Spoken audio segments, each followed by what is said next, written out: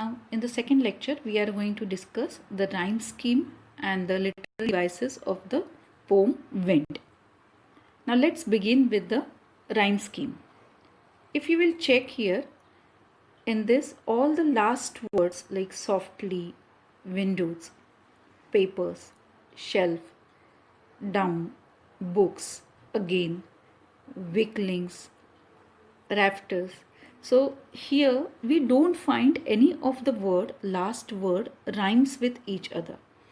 So as these words do not rhyme with each other, we can say that there is no rhyme scheme in the poem. And where the rhyme scheme is not there, we call such poem as free verse. We call it as free verse because not a single word rhyme with each other. Now let's begin with the literary devices.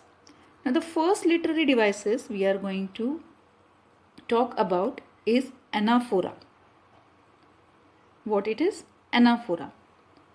Now anaphora means what? When a word is repeated at the start of two or more consecutive lines, it is the device of anaphora. For example, if you will check the lines second, third and fourth. Now in this second, third and fourth line, you people will see that the line begins with don't. So the consecutive lines are beginning with the same word. Don't break the shutters, don't scatter the papers, don't throw down the books. So all these three lines are beginning with the word don't. So it becomes the anaphora. Now we'll check whether is there any other line where we can use the anaphora. So you can again check for these lines 6, 7 and 8. So you tore the pages of the books.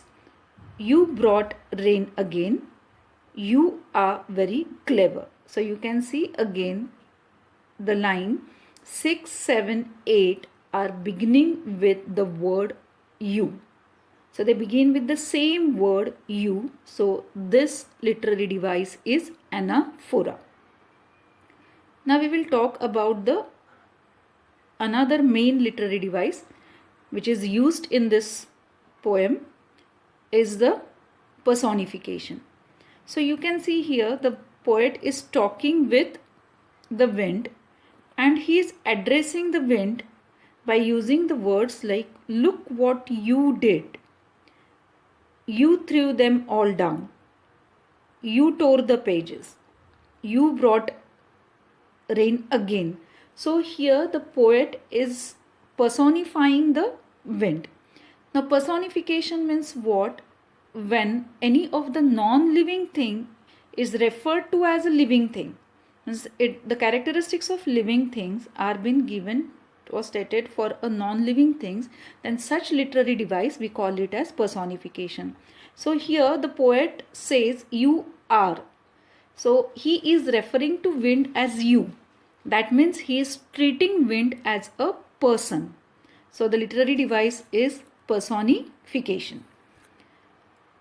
Then proceeding further, if we will check out here the words crumbling, crumbling, crumbling, crumbling, crumbling and crumbling and crumbling. So you can see here in this line the word crumbling is been repeated.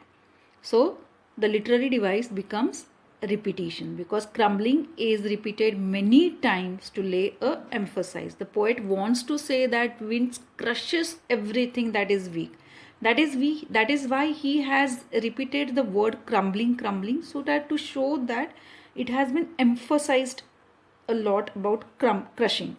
So that is why the next literary device is repetition. Now again proceeding further, if we will check the lines like the wind Vinods. So the wind god Vinods. In this sentence, in this line, the sound, consonant sound of W is repeated. Wind, winnows. V sound is repeated. So it becomes a alliteration. The last one more main is the symbolism. Now symbolism literary device means what? It means that the thing refer to some other thing. Now wind is a symbol. It is referring to the challenges in the life. So here poet is comparing the wind to the challenges in life. That is why wind becomes as a symbol for the adversities in our life, for the difficulties in our life. That is therefore the literary device here, main literary device used in this is symbolism. So that's it. We have done this poem. As usual, if you are having any difficulty, WhatsApp me, and the writing work we will be doing later on. So once again go through the poem, read it properly, understand the meaning properly. It is a very easy poem where the poet is comparing the wind with the troubles or the difficulties or the adversities in our life.